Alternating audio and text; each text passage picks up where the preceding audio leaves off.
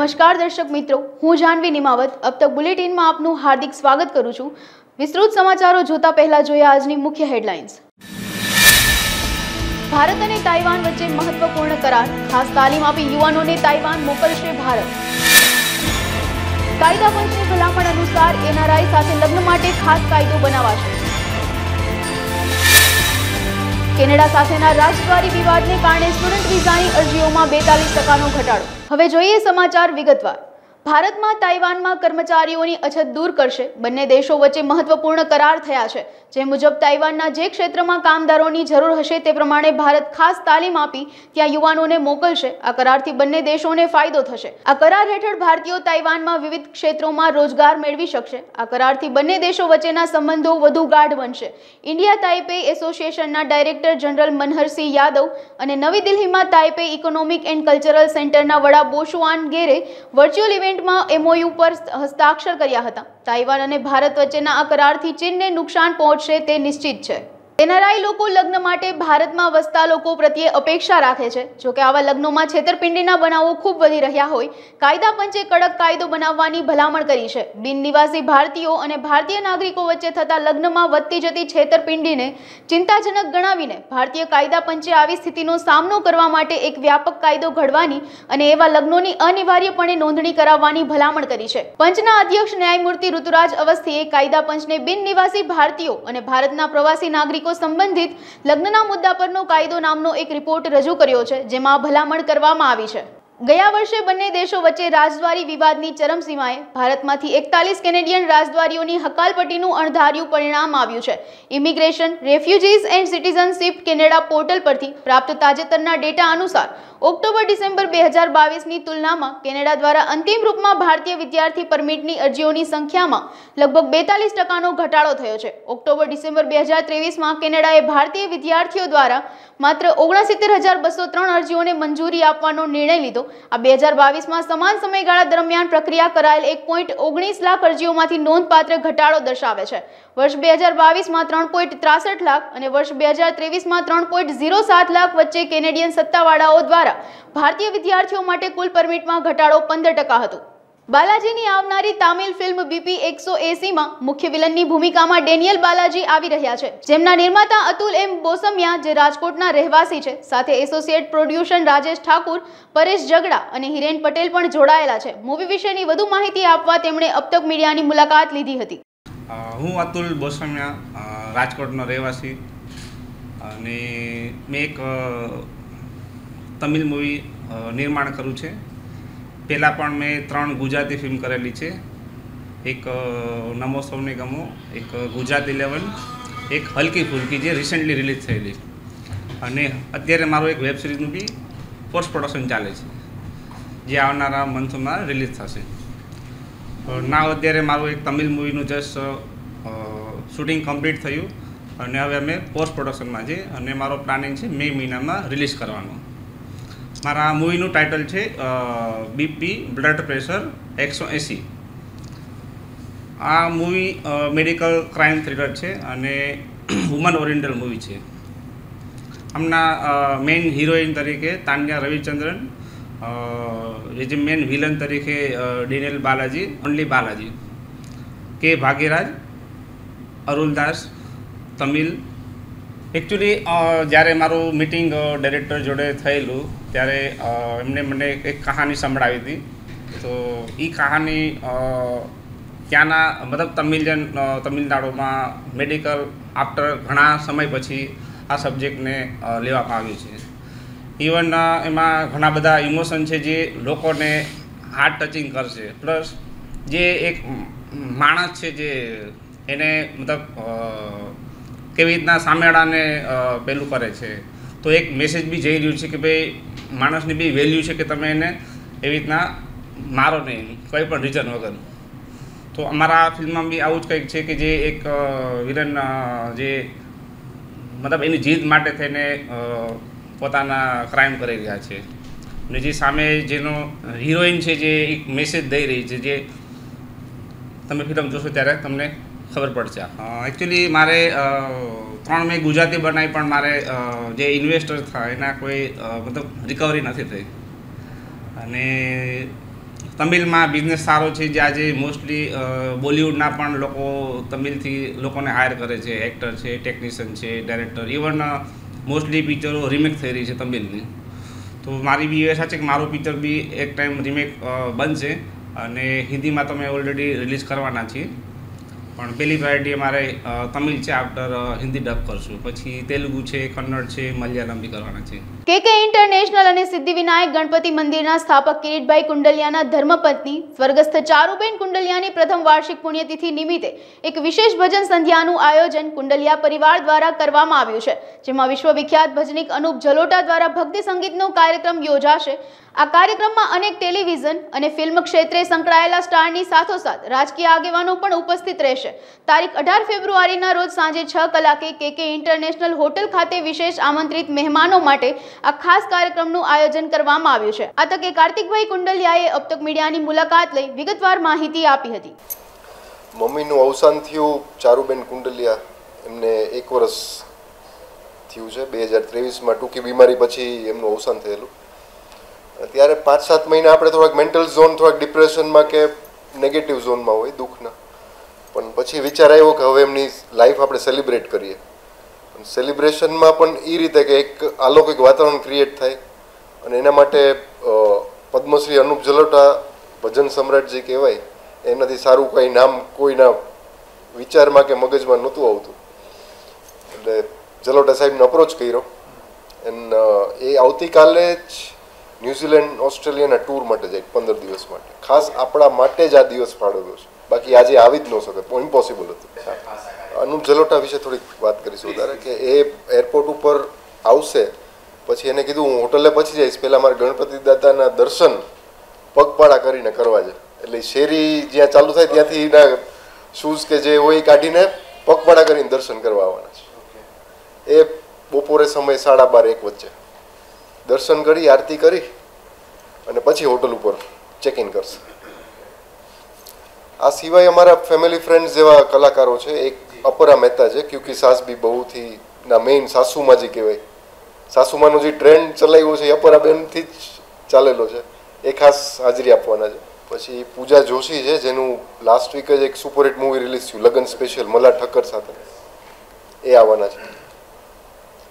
અને આપણા Gujarati folk singer Arvind Vegada, ભાઈ ભાઈ ફેમ, એ પણ ખાસ હાજરી આપવાની. એ મારા ખાસ ફ્રેન્ડ છે. માણસોને એક એવું પણ ઓર્ગેનાઇઝ લાગે કે એ લોકો થોડાક હવે જે ઓલું દુઃખ ને એવું બધું છે, એવું બધું ઓછું બધાને ગમે છે. એટલે એક સારું એક પોઝિટિવ વાતાવરણ મળે બધાને, અને કંઈક સારી એક સુગમ છોડીને લઈ જાય, કે સુગમ છોડીને અનુપભાઈ જાય અને યાદગાર આપણો આખો પ્રોગ્રામ બને, એ જ ખાસ વિચાર હતો. ખાસ ટિકિટ શો નથી, ખાસ આમંત્રિતો માટે જ છે. એટલે બહુ જ ફોન આવે છે, અમારે બધાને નાચ પાડવી પડે છે. ક્લોઝ ફેમિલી, ફ્રેન્ડ્સ ને રાજકોટના ડિગ્નિટરીઝ છે, અને સતીશભાઈ અબતક ચેનલ જેવા વીવીઆઈપીસ છે, એવા જ બધા આમંત્રિતો છે. એટલે બાકી બધા અનુપ જલોટાના ફેન્સ તો 50,000 આપણે કરીએ તોય થઈ જાય, પણ એ બધાને હું બહુ માફી માગું છું કે આ બહુ સ્પેશિયલ અને ઇન્વાઇટીઝ માટે જ છે આ પ્રોગ્રામ. જે એન્ટ્રન્સ ન થાય તો કોટેજ ચોકમાં એક હ્યુજ એલઈડી અમે મારીએ છીએ, લગાવવાના છીએ, જેમાં વિઝ્યુઅલ્સ આવશે, ઓડિયો નહીં આવે. વિઝ્યુઅલ્સ એના માટે કે અંદર શું ચાલે છે, કેમ કે ઓડિયો રાખશું તો બધાને ટ્રાફિકની સમસ્યા ને આ બધું પણ અમે ધ્યાનમાં રાખીએ છીએ. બસ એક વિઝ્યુઅલ રાખીએ, જે બધા ગ્રાઉન્ડમાં નેચરલી હોતું જ હોય છે. એમએસીપી બાર એસોસિએશનની ચૂંટણી તારીખ 19 સોમવારને યોજાશે, જેના માટે ઉપપ્રમુખ અને ટ્રેઝરરની જગ્યા બિનહરીફ ઘોષિત કરાશે. જ્યારે ચૂંટણી પ્રમુખ, સેક્રેટરી અને જોઈન્ટ સેક્રેટરી માટે યોજાશે, ત્યારે એમએસીપી બારના પ્રમુખ તરીકે નામ નોંધાવેલ રાજેશભાઈ મહેતા સહિતની ટીમ અબતક મીડિયા હાઉસની મુલાકાત લીધી હતી. સંકલ્પ અમારો એક એવો છે કે અત્યાર સુધી અમારે 2 સ્પેશિયલ ટ્રિબ્યુનલ છે. એટલે સૌપ્રથમ તો અમે હાઈકોર્ટને એવી વિનંતીને રજૂઆત કરશું કે ભાઈ રાજકોટનો વિસ્તાર અને રાજકોટનું ફાઇલિંગ જોતા વધારાની એક સ્પેશિયલ ટ્રિબ્યુનલ છે એ અમારા એમએસીટી બારને ફાળવે તો કેસનો ઝડપથી નિકાલ થાય. બીજું કે ગત વર્ષ છે, દર વર્ષે આમ ઘણી વખત રાજકોટ છે એ લોક અદાલતના સમાધાનના કેસોમાં આખા ગુજરાતમાં પ્રથમ આવે છે. ગયા વર્ષે અમારું બારે મહેનત ઘણી કરવા છતાં પણ અમે થોડા કેસો માટે રાજકોટ છે એ બીજા નંબરે આવ્યું. એટલે હવે અમારો એવો પ્રયત્ન રહેશે કે લોક અદાલતમાં જે કેસોનું સમાધાન થાય છે એમાં પણ મેક્સિમમ પ્રયત્નો કરી અને રાજકોટ છે એ પહેલા નંબરે આવે એવો અમારો પ્રયત્ન રહેશે. બસ અમારી 2 પોસ્ટ છે. ઉપપ્રમુખ માટે GR પ્રજાપતિ બિનહરીફ જાહેર થયા છે અને ટ્રેઝરર માટે કપિલ શુક્લ બિનહરીફ જાહેર થયા છે. 3 પોસ્ટ માટેની ચૂંટણી છે. એમાં પ્રમુખ પદના ઉમેદવાર તરીકે હું રાજેશ આર મહેતા લડું છું.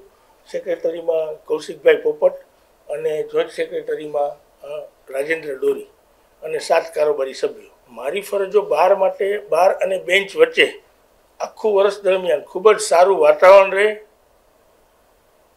કોઈ પણ જાતના વિવાદ કે વિખવાદ વગર શાંતિથી ઝડપથી કેસોનો નિકાલ થાય, લીટીકાંતને ખૂબ જ ઝડપથી ન્યાય મળે એવા અમારા પ્રયત્નો રહેશે.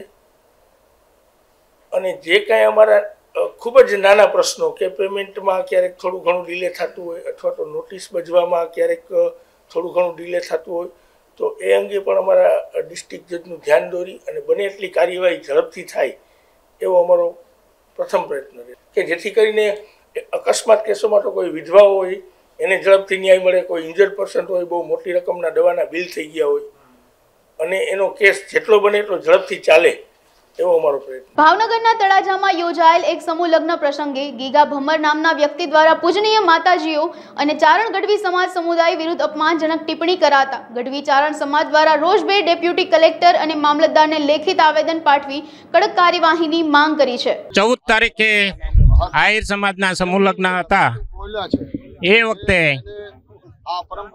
સમાજની એક વ્યક્તિએ આહિર સમાજની એક વ્યક્તિએ સમગ્ર ચારણ સમાજ ઉપર અભદ્ર ટિપ્પણી કરી. આઈમાઓ, ચારણના માતાજીઓ અને દીકરીઓ એના તરફ એમણે અભદ્ર ટિપ્પણીનો વાણી વિલાસ કર્યો. એને ભયંકર ચારણ સમાજમાં ભયંકર આક્રોશ છે અને આને સખ્ત શબ્દોમાં વખોડી કાઢીએ છીએ. 2 સમાજ વચ્ચેની વાત વૈમનસ્ય ઊભું થાય એવા એમના પ્રયત્નો છે અને જેના કારણે સમગ્ર સમાજને નુકસાન થાય. પણ આ વ્યક્તિગત મામલો છે. ચારણ અને આહિર મામા ભાણેજના સંબંધથી જોડાયેલા વર્ષોથી ઇતિહાસમાં દાખલા છે. હમણાં જ ચારણ શતાબ્દી વર્ષ નિમિત્તે મઢડા ખાતે ઓછામાં ઓછા 10 લાખ માણસ ભેળા થયા હતા. ચમત્કારની કે અંધશ્રદ્ધાની વાત નથી કરતા. આઈમાએ હંમેશા અંધશ્રદ્ધા નાબૂદી માટે પ્રયત્નો કર્યા છે. સતત બીજા દિવસે આંગણવાડીની મહિલાઓ દ્વારા વિરોધ યથાવત રખાયો છે. આંગણવાડીની 1000 જેટલી મહિલાઓ દ્વારા જિલ્લા પંચાયત ખાતે એકઠી થઈ વિરોધ કરવામાં આવ્યો હતો. તેમની જુદી જુદી પ્રકારની 10 માંગને લઈ તેઓ દ્વારા વિરોધ પ્રદર્શન કરાયું હતું. મારું નામ મકવાણા ઉષા છે. ગોંડલ તાલુકાના કેશવાડા ગામની હું છું. ત્યાંની હું આંગણવાડી 2 કોડ નંબર 93માં વર્કર તરીકે 3 વર્ષથી ફરજ નિભાવું છું. અમારી માંગ એવી છે કે 10 વેતન 1000 સરકાર આપે છે, એનાથી અત્યારે કોઈ કાર્યકરનું કાંઈ ઘરનું કંઈ પૂરું પડતું નથી. લઘુત્તમ વેતન પૂરું કરો, અમને સરકારી કર્મચારીમાં આવરી લ્યો સરકારને કહી. અને જે કેન્દ્ર સરકારની સહાય અમને આપવાની છે 75% એ અમને પૂરી પાડે. અને બહેનોને મોબાઈલની કામગીરીમાં મોબાઈલ એવા હાવ ખરાબ આપ્યા છે કે કેટલા વર્ષો થઈ ગયા આ મોબાઈલ છે. હું આવી ત્યાર પહેલાંની આ મોબાઈલ છે. આ મોબાઈલમાં કશું કાંઈ થતું જ નથી. અમે પોતાનો પર્સનલ મોબાઈલ વાપરી છીએ.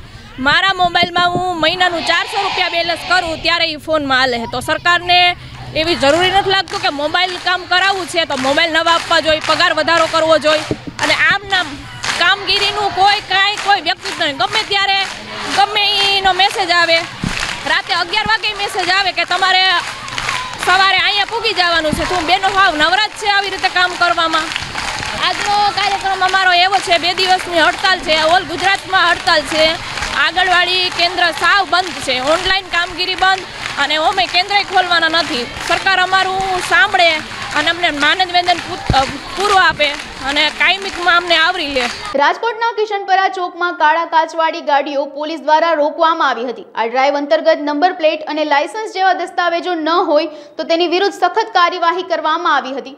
અગાઉ પણ રાજકોટમાં કાળા કાચવાળી ગાડીઓ ગુનાહિત પ્રવૃત્તિમાં સંડોવાયેલી હતી. તે બાદ ફરી એક દ્રશ્યો અત્યારે જોવા મળી રહ્યું છે. રાજકોટના જે કિશનપરા ચોકની અંદર પોલીસ ડ્રાઈવની અંદર એક ગાડી છે જે પકડવામાં આવી છે. ગાડીની અંદર સંપૂર્ણપણે બ્લેક ફિલ્મ છે અને આગળ બીજેપીનો લોગો મારવામાં આવ્યો છે.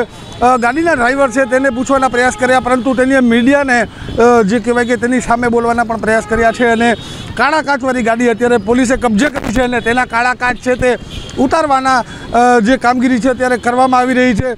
કહી શકાય કે મીડિયા સાથે પણ ઘર્ષણ કરવાના પ્રયાસ કર્યા હતા અને મીડિયાને પણ તેઓએ એવોર્ડ કરવાના પ્રયાસ કર્યા હતા. અત્યારે સીધા જ આપણે જે ગાડીના ડ્રાઈવર હતા તેને પૂછવાના પણ પ્રયાસ કરશું, કેમ કે અગાઉ પણ આવી ઘટનાઓ બની ચૂકી છે કે કાળા કાચવાળી ગાડીઓ છે તેને જે કહેવાય કે મોટું પ્રોત્સાહન આપતા હોય છે. અગાઉ પણ આની પહેલાં કાળા કાચવાળી ગાડીઓ છે તેને ગુનાખોર પ્રવૃત્તિમાં સંડોવાયેલી છે. વડીલ, તમે કાળા કાચવાળી ગાડી લઈને નીકળ્યા છો, શું કહેશો? અરે નથી, બીજા ગાડી કોના નામની છે? મારા બંનેવીના નામની. ગાડી કોના નામની છે? ડ્રાઇવિંગ સીટ ઉપર નામની બંનેવીના નામની છે. અરે ભાજપનું બેનર છે, તમે ક્યાં ભાજપના હોદ્દા ઉપર છો? ક્યાં બેનર? ભાજપનું એમાં સ્ટીકર મારેલું છે આગળ ને પાછળ. તમે કયા ભાજપના હોદ્દા ઉપર છો? ભાજપનો કયો હોદ્દો છે તમારી પાસે? બાંબવા. વડીલ, કાળા કાચ રાખવાનું કારણ શું? જી, અનેક વખત પૂછવાના પ્રયાસ કર્યા છે, પરંતુ કાર માલિક છે તે કશું જ બોલવા તૈયાર નથી અને તેના બહાનાબાજી છે તે શરૂ કરી દેવામાં આવી છે. માત્ર એક જ વાત કે મારા ફુવાના નામની ગાડી છે, પરંતુ દ્રશ્યની અંદર સીધું જોઈ શકાય છે કે ભાજપનો પણ લોગો જોવા મળી રહ્યો છે અને નીચે નંબર પ્લેટ પણ નથી અને સંપૂર્ણ ગાડી છે તે કાળા કાચવાળી છે. કઈ પ્રવૃત્તિમાં આ ગાડીનો ઉપયોગ કરવામાં આવે છે તે પણ એક પોલીસ તપાસનો વિષય છે. મીડિયાની સામે પણ જે કહેવાય કે ઉગ્ર સ્વભાવથી તેને વાત કરી છે, તો કંઈક પણ એવું કારણ હશે કે ગાડીની અંદર કઈ એવી ગેરપ્રવૃત્તિ થતી હશે. તે તમામ બાબતોને લઈને અત્યારે પોલીસે તપાસ હાથ ધરી છે. હાલ દિલ્હી સરકાર દ્વારા નેતાઓને ખાતાની તપાસ ચાલી રહી છે, જેમાં ઈડી અને સીબીઆઈ તપાસ કરી રહી છે, જેના વિરોધમાં આજે કોંગ્રેસ અને NSUI દ્વારા સંયુક્ત વિરોધ પ્રદર્શન કરવામાં આવ્યું હતું. રાજકોટના કિસાનપરા ચોકમાં વિરોધ પ્રદર્શન સૂત્રોચ્ચાર સાથે કરવામાં આવતા પોલીસ દ્વારા 20થી વધુ કાર્યકરોની અટકાયત કરવામાં આવી હતી. પ્રદર્શનકારીઓ દ્વારા આવનારા દિવસોમાં સરકાર ઈડી અને સીબીઆઈ તપાસ નહીં રોકે તો ઉગ્ર આંદોલનની ચીમકી ઉચ્ચારી છે. છેલ્લા ઘણા સમયથી આ ભારતીય જનતા પાર્ટીની સરકાર લોકશાહી ખતમ કરવાનું કામ કરી રહી છે. ત્યારે ગઈકાલે જ્યારે કોંગ્રેસ પાર્ટીના જે મેન એકાઉન્ટ હતા એ ફ્રીઝ કરીને પોતાની ડરની માનસિકતા એ દર્શાવે છે કે આવનારી લોકસભામાં ભારતીય જનતા પાર્ટીની સરકાર જવાની છે અને વારંવાર આ ભારતીય જનતા પાર્ટીની સરકારે એક ઈડી સીબીઆઈ જે જાંચ કમિટી છે એનો પણ ક્યાંક ને ક્યાંક દુરુપયોગ કરી અને વારંવાર વિપક્ષીય નેતાઓને ડરાવવાનું કામ કરી રહી છે. તેના વિરોધમાં આજે ગુજરાતમાં કોંગ્રેસ અને NSUI દ્વારા એક વિરોધનો કાર્યક્રમ રાખવામાં આવ્યો છે કે આ ડેમોક્રેસી એક લોકશાહી છે કે જેને ખતમ કરવાનું કામ વારંવાર ભારતીય જનતા પાર્ટી કરી રહી છે. તેના વિરોધમાં આજે અમારો વિરોધનો કાર્યક્રમ છે. આજે કાર્યક્રમ રોડ ઉપર કોંગ્રેસના અને NSUIના કાર્યકર્તાઓ રોડ ઉપર ઉતરી અને વિરોધ કરશે અને જો આ ભારતીય જનતા પાર્ટીની સરકાર સમજશે નહીં તો જે કોઈ કાર્યક્રમો કરવા પડતા હશે એ કોંગ્રેસના કાર્યકર્તાઓ કરશે. કેશોદમાં આંગણવાડીની બહેનો દ્વારા એક દિવસ તાળાબંધી કરી વિરોધ પ્રદર્શન કરાયું હતું. રાજમહેલ ખાતે આંગણવાડી વર્કર હેલ્પર બહેનોએ મોટી સંખ્યામાં ઉપસ્થિત રહી વિરોધ નોંધાવ્યો હતો. એક દિવસ પૂરક પોષણ અને આંગણવાડી તાળાબંધી કરી પડતર માંગણીઓ સંતોષવા માંગ કરી હતી. માનદ વેતનમાંથી લઘુત્તમ વેતનમાં સમાવેશ કરી વેતન વધારો અને કાયમી કર્મચારી તરીકે લેવા માંગ કરાઈ હતી. લાંબા સમયથી આંદોલન કરવા છતાં માંગ ન સ્વીકારાતા આવનારા સમયમાં ઉગ્ર આંદોલનની ચીમકી ઉચ્ચારી હતી. મારું નામ ચૌહાણ યશવંતી છે. હું જુનાગઢ જિલ્લાના કેશોદ તાલુકામાંથી આવું છું. આજે અમે કેશોદ તાલુકાના બહેનો, તમામ વર્કર બહેનો તથા તમામ હેલ્પર બહેનો અમારું કેન્દ્ર બંધ રાખી અને એક દિવસની હડતાલ ઉપર ઉતર્યા છીએ. અમારા અમુક જૂના પડતર પ્રશ્નો છે, જેવા કે અમને જે લઘુત્તમ વેતન જે છે એ અમને આપવામાં આવે. અમારા પડતર પ્રશ્નો એવા છે કે અમને લોકોને કાયમી કરે. જે ટૂંકો પગાર અમને આપે છે, જેમાં અમે અમારું ઘર ચલાવીએ છીએ, એ પૂરું થતું નથી. તો સરકારશ્રીને અમે ઘણી વખત આવેદન આપેલા છે આ વિષયમાં અને કીધેલું પણ છે કે કાં તો મોબાઈલ કામગીરી અને કાં તો રજીસ્ટર કામગીરી, છતાં પણ અમારી પાસે બંને કામગીરી કરાવવામાં આવે છે અને મોબાઈલ પણ અમને ઘણા સમયથી સરકાર કહે છે કે તમને નવા મોબાઈલ આપવામાં આવશે, પરંતુ અમારા જૂના મોબાઈલ જે છે એ ઘણા સમયથી હાલતા નથી. તો દરેક કામ અમે અમારા પર્સનલ મોબાઈલમાં જ કરીએ છીએ. સરકારશ્રી આવેદનપત્રનો કોઈ પણ જવાબ આપેલ નથી. તો સરકારશ્રીને અમારી એટલી જ અપીલ છે અને નમ્ર વિનંતી છે કે અમારા જે જૂના પડતર પ્રશ્નો જે છે એનો હલ આપો અને અમને યોગ્ય નિર્ણય આપો. જય હિન્દ, જય ભારત. મારું નામ ગોસ્વામી મીનાબેન બટુકગીરી છે. હું જુનાગઢ જિલ્લાના કેશોદ તાલુકામાંથી આવું છું અને હું હેલ્પર છું આંગણવાડી. તો અમે આજ ઘણા સમયથી આંદોલન અને હડતાલ બધું કરી રહ્યા છીએ, રેલી કરી રહ્યા છીએ અમે એમ સરકારશ્રીને નિવેદન કરીએ છીએ કે અમારો પગાર વધારે, કારણ કે વર્કર બહેનોનો 10,000 પગાર છે અને અમારા હેલ્પર બહેનોનો 5,500 પગાર છે.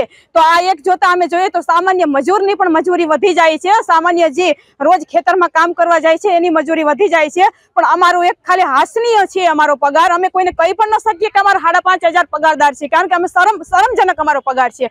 અને આ પગારમાંથી અમારું ખાલી તેલ અને દૂધ માંડ થાય છે.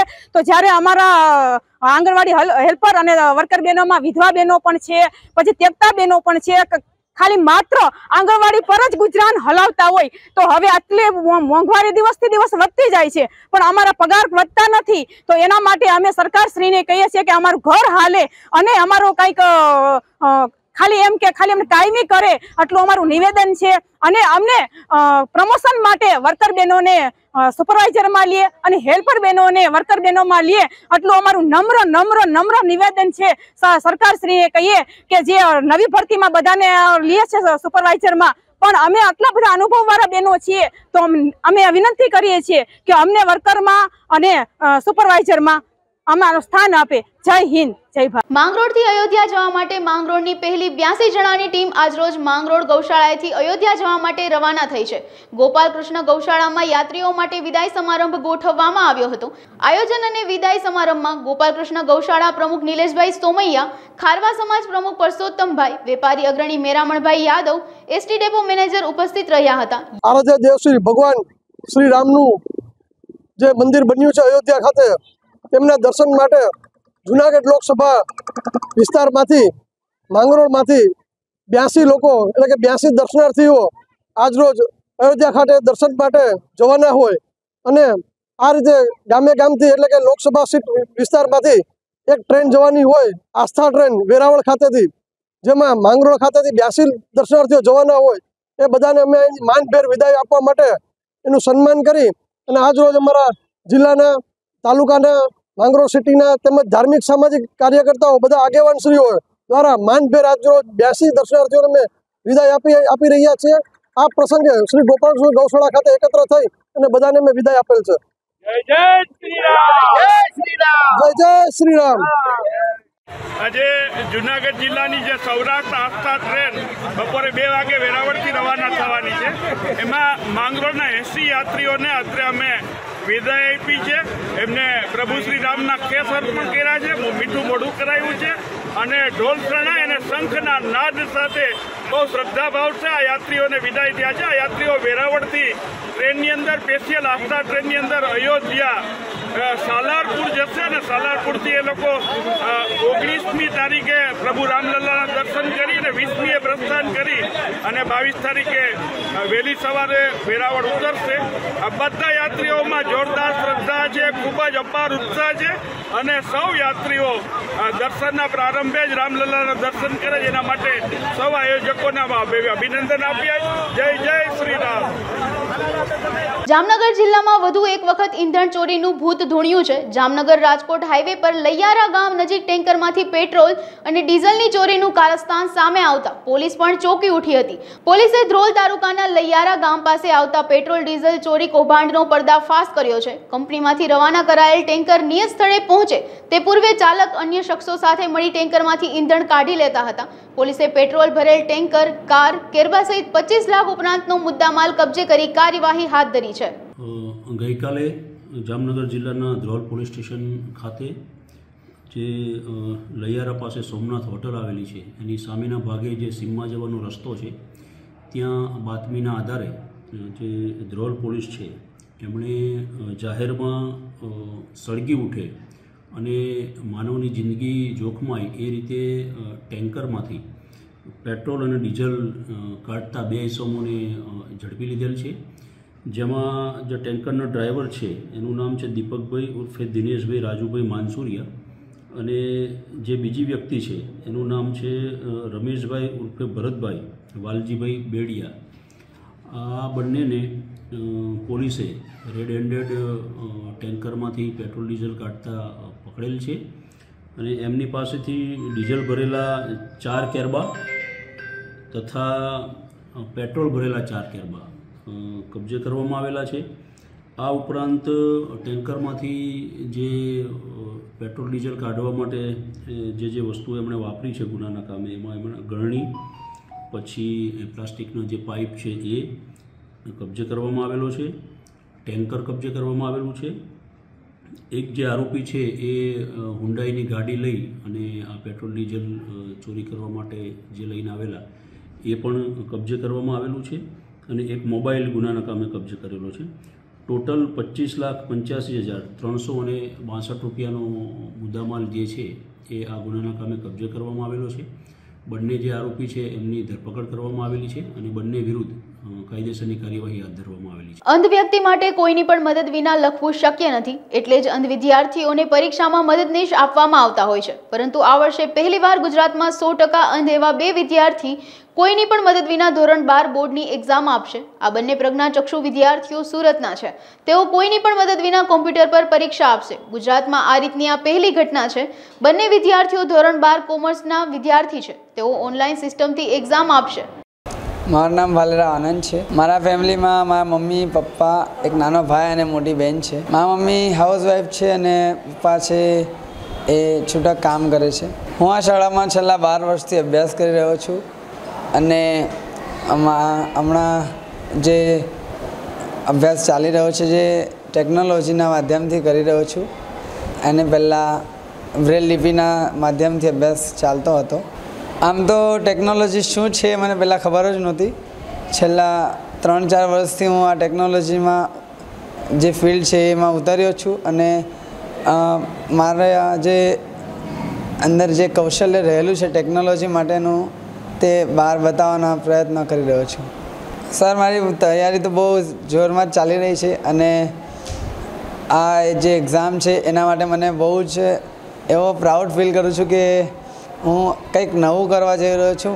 મારા જેવા કેટલાય બ્લાઇન્ડ સ્ટુડન્ટ માટે કે જેઓ આગળ થઈને આમ આગળના સમયમાં તેઓ પણ આવી રીતે જ મારી જેમ પરીક્ષા આપે તે માટે પ્રયાસ ચાલી રહ્યા છે. જૂનાગઢ જિલ્લાના કોંગ્રેસ દ્વારા કાર્યકર્તા સંવાદ સંમેલન યોજાયું હતું, જેમાં સર્કિટ હાઉસ ખાતે જૂનાગઢ લોકસભા ઇન્ચાર્જ વિક્રમ માડમની અધ્યક્ષતામાં કાર્યકર્તા સંવાદ સંમેલન યોજાયું હતું. પ્રદેશ કોંગ્રેસ સમિતિના ઉપાધ્યક્ષ હીરાભાઈ જોટવા, જિલ્લા પ્રમુખ ભરતભાઈ અમીપરા, શહેર પ્રમુખ મનોજ જોશી, પૂર્વ ધારાસભ્ય ભીખાભાઈ જોશી, બાબુભાઈ વાજા, ચંદ્રિકાબેન ચુડાસમા સહિતના નેતાઓ અને આગેવાનો ઉપસ્થિત રહ્યા હતા. જૂનાગઢ જિલ્લા અને શહેરની આજે મીટિંગ અને 4 વાગે સોમનાથની મીટિંગ છે. ટોટલ આ લોકસભા સીટ માટે આજે પાર્ટીએ મને જે જવાબદારી આપી છે તેમાં કોંગ્રેસની વિસ્તૃત કારોબારી, એમના તમામ હોદ્દેદારો, એમના આગેવાનો, એમના મંતવ્યો જાણવા, પાર્ટીનું સંગઠન મજબૂત કરવું, જ્યાં નિમણૂકો નથી એ નિમણૂકોને તાત્કાલિક અસરથી પૂરી કરવી અને આવતા દિવસમાં આપ સૌ જાણો છો એમ લગભગ 20 દિવસ પછી ચૂંટણીનું જાહેરનામું બહાર પડશે. લોકસભાની ચૂંટણી આવી રહી છે ત્યારે કોંગ્રેસ પાર્ટી વ્યવસ્થિત રીતે મજબૂત થઈ અને ભારતીય જનતા પાર્ટીની સામે પોતાનો ઉમેદવાર ઊભો રાખી અને કેમ જીતાડવો એના માટેના જે પ્રયત્નો છે અને એની અંદર શું શું કરવું ઘટે એ બધું તો પાર્ટીની ઇન્ટરનલ વાતો છે, એટલે આપ મીડિયાના મિત્રો સાથે ન કરી શકીએ. પણ જે લડાઈ છે એક વિચારધારાની લડાઈ છે અને વિચારધારાની લડાઈની અંદર જ્યારે ભારતીય જનતા પાર્ટી એ એક તરફી શાસન ચલાવે છે.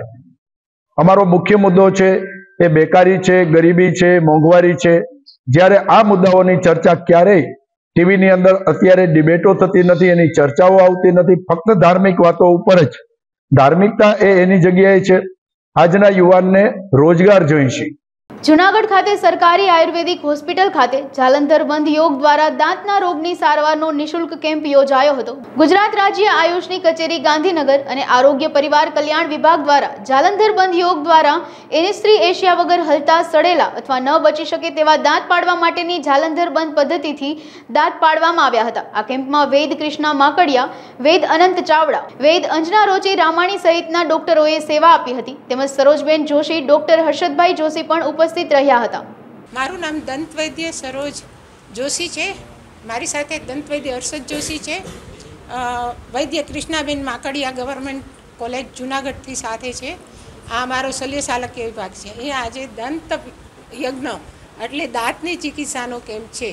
તો અહીંયા અમે છે દાંત છે એ આયુર્વેદિક જાલંધર બંધ પદ્ધતિથી કાઢીએ છીએ. સુશ્રુત સંહિતા અમારી સર્જરીની બુક થઈ ગઈ. એમાં યંત્ર શસ્ત્ર બધા પશુ પક્ષીના નામ પ્રમાણે સિંહમુખ, વ્યાઘ્રમુખ, કર્કમુખ કરીને આપેલા છે. પહેલાં અમે નિદાન કરીએ છીએ દાંતના 8 વ્યાધિ, દાંતના મૂળના 15 વ્યાધિ. જે દાંત કાઢવા લાયક, જેમ કે કૃમિદંત છે, કૃષ્ણ છિદ્ર, ચલસ્ત્રાવી, સંસર્જોમાં ફ્રુજર, એટલે શરૂઆતમાં કાળું છિદ્ર બને, એમાં ક્યારેક સેન્સિટિવિટી એટલે દર્દ થાય. ચોથી અવસ્થામાં એમાં સાઇન નાડીગ્રહણ થઈ જાય અને કાઢી નાખવો પડે. અહીંયા જ્યારે અમે દાંત કાઢીએ છીએ ત્યારે ઇન્જેક્શનનો પ્રયોગ નથી કરતા. જાલંધરબંધ યોગની પ્રક્રિયાથી દાંત કાઢીએ છીએ. પહેલાંના ઋષિમુનિઓ દાંત કાઢતા અને બનાવતા. મહારાજ કર્ણને પણ સોનાનો દાંત હતો. તો આ આપણી ભારતની ધરોહર છે. ગ્લોબલ આયુર્વેદની અંદર આપણે અત્યારે પ્રધાનમંત્રીથી માંડીને બધા ખૂબ પ્રયત્ન કરીએ છીએ આયુર્વેદ યુનિવર્સિટી દ્વારા કે આ વિદ્યા આપણી છે એને આપણે વધારે ઉજાગર કરીએ. તો જાલંધરબંધ એટલે પહેલાં પેશન્ટને અમે ચેક કરી લઈ, પછી જે દાંત કાઢવાનો છે, કંઠ આકુચ હૃદય, કંઠને હૃદય તરફ નમાવાનું. સ્થાપે ચીબકમ દાઢીને મજબૂત સ્થાપન કરીએ છીએ. ઈડાને પીડા નાડી પગમાંથી સુષુમ્નાથી મસ્તિષ્કમાં આવે છે. મારા નીથી સુષુમ્ના પર પ્રેશર આપું છું. ત્યારે જ બતાવ્યું જાલંધરે કૃતિ બંધે કંઠ સંકોચ લક્ષણે નચ પિયુષ પ્રપતિ. પિયુષમાં ને વાયુ 5 પ્રકારના વાત, પિત્ત અને કફ છે. અહીંયા શિરમાં જે ચંદ્રામૃત વાયુ છે એ અધોગામી નભોજલમ એ સ્થિર થાય છે અને એટલી વારમાં એનું દાંત નીકળી જાય છે. ભેસાણ શહેરમાં રફાડિયા રોડ પર ઉબે નદી કાંઠે નાની ધાબી આવેલ છે, જે ધાબીમાં ચોમાસા દરમિયાન વારંવાર અકસ્માત સર્જાતો હોવાથી તેને અનુસંધાને ગામજનોએ સરકારને વારંવાર રજૂઆત કરાતા 87 વિધાનસભાના પૂર્વ ધારાસભ્ય હર્ષદભાઈ રીબડિયાની ગ્રાન્ટમાંથી 50 લાખના ખર્ચે પુલ મંજૂર થયો હતો, જે પુલનું 2 મહિના પહેલા ધારાસભ્ય તથા તેમની ટીમ દ્વારા ખાતમુહૂર્ત કરવામાં આવ્યું હતું. જે કોન્ટ્રાક્ટર અને આ કામ સોંપવામાં આવ્યું હોય તે કોન્ટ્રાક્ટ તે પુલ તોડીને ખાડા કરીને કામ અધૂરું મૂક્યા હોવાના લોકો દ્વારા આક્ષેપો લગાવવામાં આવ્યા છે. આ રોડ અંગે લોકો દ્વારા ગ્રામજનોએ મીડિયા સમક્ષ રજૂઆત કરી હતી. આજના અહેવાલ પ્રમાણે ભેસાણ શહેરથી રફાડિયા, નવીધારી, ગુંદારી, ગળત, બરવાડા જવા માટે જે રસ્તો હતો તે રસ્તા ઉપર નાનો પુલ હતો જે તૂટી ગયેલ મરણજનક હાલતમાં હતો. તેને અનુસંધાને પૂર્વ ધારાસભ્ય હર્ષદભાઈ રીબડિયાની ગ્રાન્ટમાંથી 50 લાખ જેવી રકમથી આ પુલ જ્યારે મંજૂર થયેલું હોય, છેલ્લા 2 મહિના થયા આ કામ અધૂરી રીતે મૂકીને અને તંત્રની બેદરકારી ખોટ જોવા મળતી હોય, તેને અનુસંધાને આ વિસ્તાર રોડ પર આવેલ આંબાવાડી પ્લોટ વિસ્તારમાં આપણી સાથે નાગરિક હાજર હોય તેને પાસે આપણે જાણીશું કે આ રોડ વિશે શું કહેવા માગે છે. હાજી, આ રોડમાં જે ખાતમુહૂર્ત કરીને બધા આગેવાનો જતા રહ્યા છે ત્યાર પછીના કોઈ આવ્યા નથી. તો હવે આ રોડ કરવાનો છે અને ન કરવો હોય તો આ ભાઈ સાહેબ કાયદેસર બોલી દો એટલે પાછો રસ્તો ચાલુ થાય. જો ન કરવો હોય આપણે રોડ તો પછી બંધ કરી દો ને ભાઈ. તો હું કામ આ લેવા કામ કરો છો? આને કાયદેસર બંધ કરીને આપીએ, કમ્પ્લીટ કરી નાખો. મુન્નાભાઈ, આ રસ્તો ક્યાંથી ક્યાં જોડતો છે? આ રસ્તો રફાડિયા રોડથી ગરત, રફાડિયા, ચૂડા તમામને લગતો માર્કેટિંગ યાર્ડ સુધી રસ્તો જાય છે. આ ઈ માઇલનું પુલ છે. આ તો ઈ પુલ અત્યારે ઊભું કરવામાં આવે છે, ખાડા કરીને જતા રહ્યા છે. તો એ અત્યારે હવે 2 મહિના થયા કોઈ લોકો આવતા નથી, કોન્ટ્રાક્ટર હોય કે જે કોઈ હોય. તો એ આગેવાનોને ધ્યાન થોડુંક લેવું જોઈએ. હાલ સમાચારોમાં બસ આટલું. વધારે સમાચાર માટે જોતા રહો અબ તક. નમસ્કાર.